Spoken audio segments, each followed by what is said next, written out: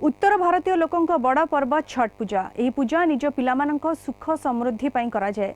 सूर्योदय और सूर्यास्त समय सूर्य को पूजा करा जाए। कोलकातार विभिन्न स्थान में छठ पूजा पालित हो जाइछि। महिला माने गंगा तटरे सूर्यदेव को पूजार्चना करथिले। ओडिया संगठन निखिल बंग उत्कल समाज पक्षरु पूजार विशेष आयोजन करा जायथिला। नहीं, बाधा नहीं है, कोई बाधा नहीं है। पूजा बहुत अच्छा से हो रहा है और बहुत अच्छा से हुआ है। फाका फाका सबको दे रहा है पूजा, ये बहुत अच्छा है। छठ पूजा में प्रार्थना किया है सूर्य देव से, हर परिवार के, हर संसार के, हर कोई के सुख रखे, शांति से रखे, कोरोना वायरस से सब कोई को मुक्त करे।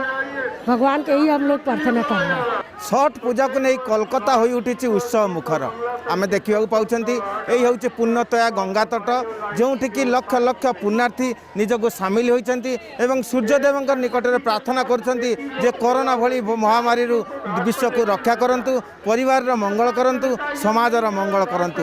आम देखुं श्रद्धालु मैंने आसी गंगा तट में पूजा करुँच पारंपरिक रीति को से बजाय रखिंट।